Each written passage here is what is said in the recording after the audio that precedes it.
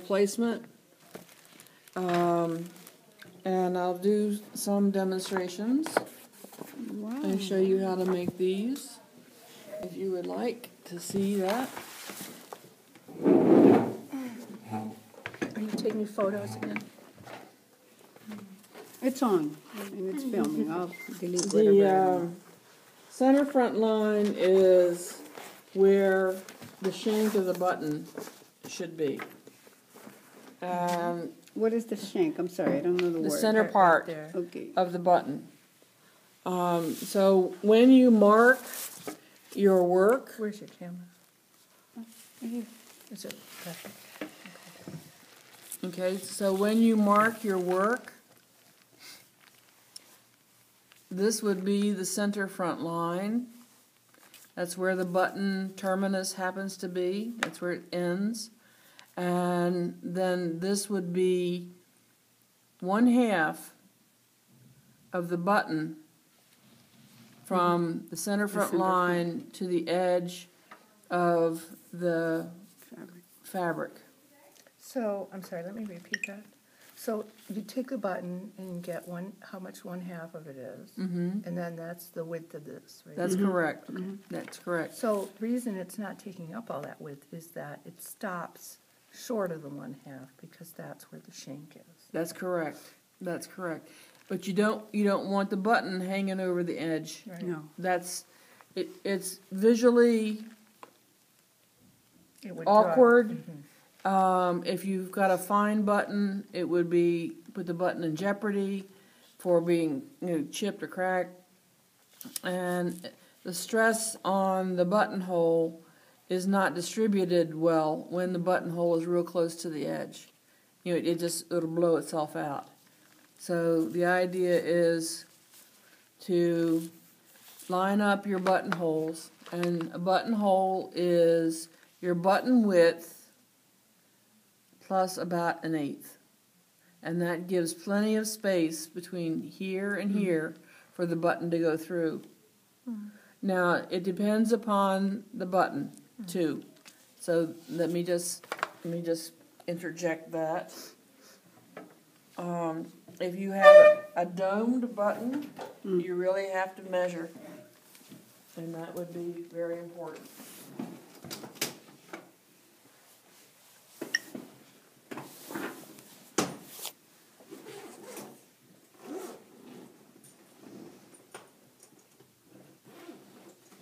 Or an excessively large button would also be important to measure.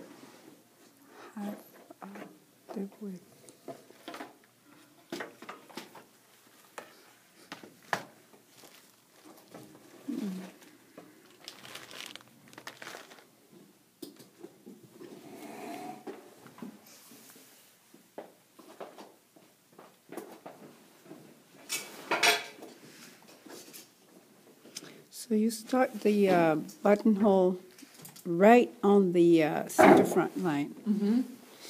And go in the other way. Now, if you have a wiggly button and you can't get your measure tape around it, cut a little strip of fabric like that. And let's see, find a wiggly button in here. Yeah, I think I remember you showed us that. Yeah, when I just showed you your Very nice. Buttonhole idea. Okay, here's a button with a shank. Here is an extremely large button. Wow, beautiful. Look how it's Correct. Isn't that pretty? Very over pretty. here. It looks totally different, doesn't it? And then look. It has an irregular shape to it. And then we have other buttons that are very decorative. Like this one. Looks like a nut. Or chocolate.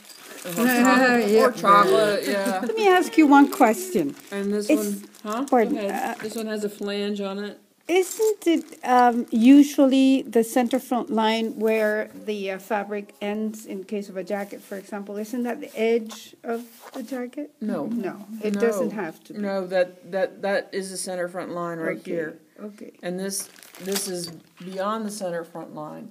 So what happens is your buttons are on the center front. Okay. Okay, so you take your button and you put your piece of fabric around it like that, and that's how you measure that button. So you get all of the dimension of the height as well as the shank, Including the shank. including the shank. Yep. Plus 1/8. And then mark it.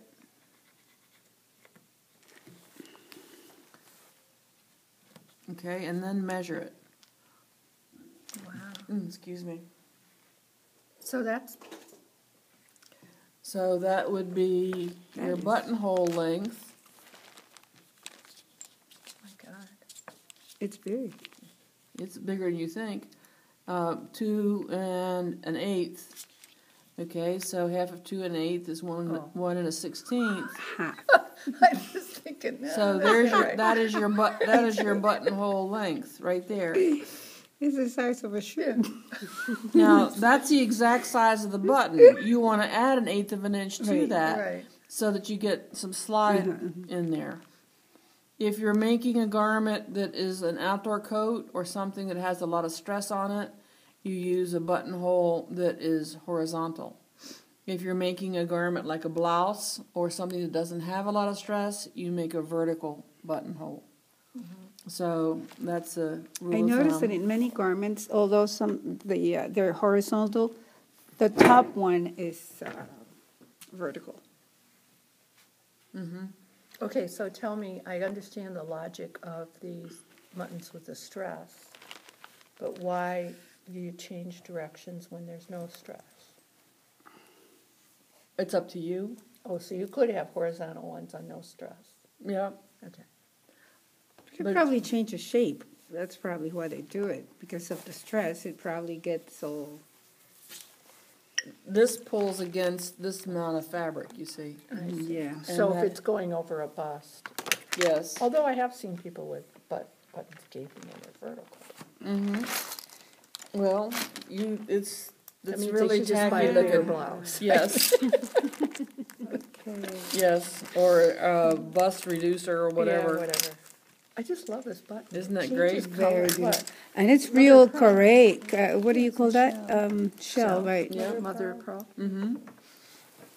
Very Okay. beautiful. You see here, it's even got this. It's real so shell. real. Abalone. One time when I was on Very the beach with some beautiful. friends and they had children, they were Catholic, and I told the kids, "Oh, that's Mother of Pearl." I showed them and said, and Yeah. they told their parents it was Mother of God, Pearl.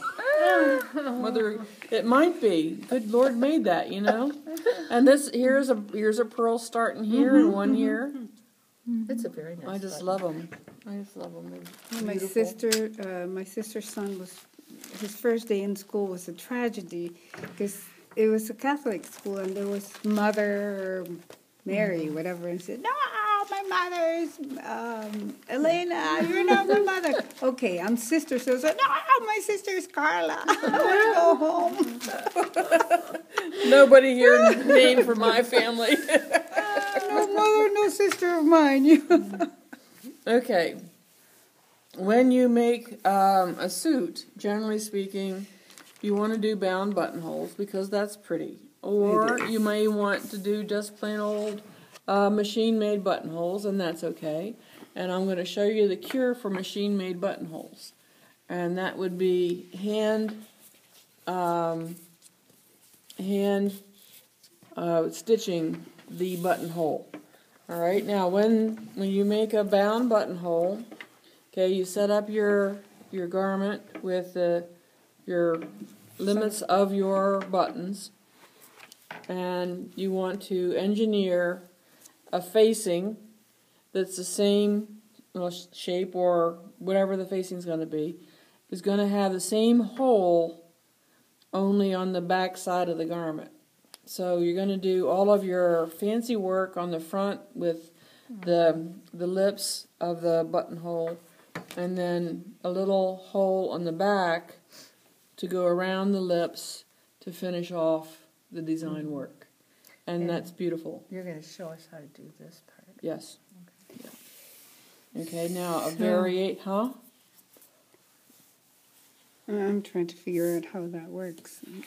Okay. So this is the inside of the garment. Yes. And this is the outside of the garment. Okay. Yep. Good.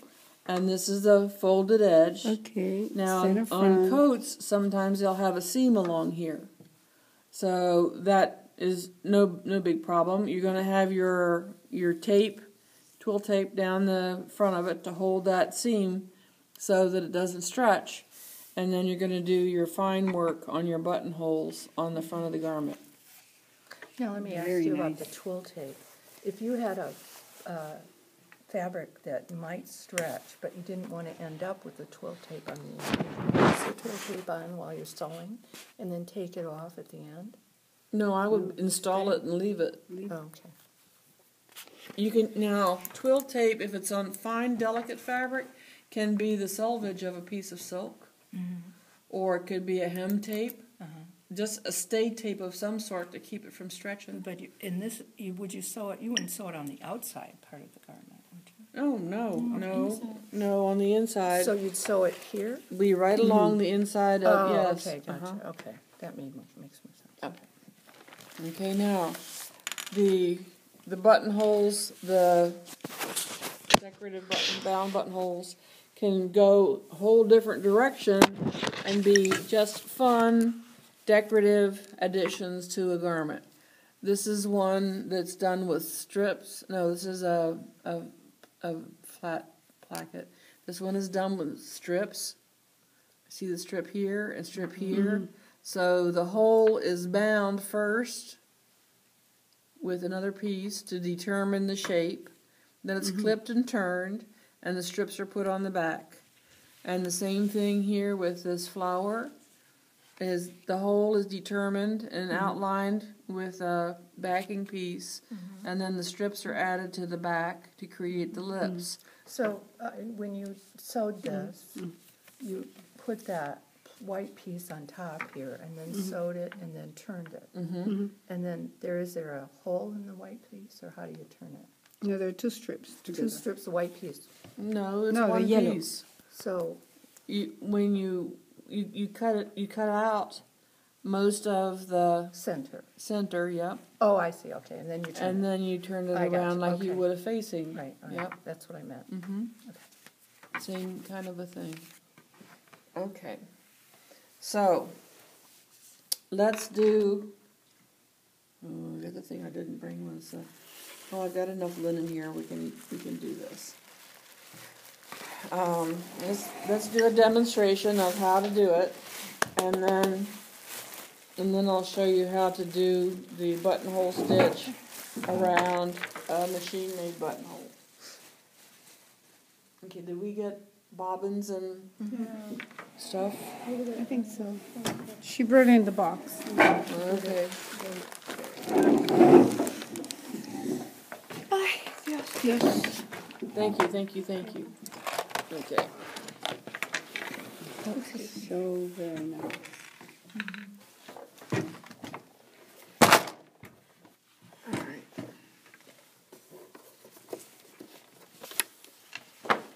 Feel like my cat. My cat. She was pulling it away, and I kept going like. Okay. You take one of these off and keep it and pass it along. And then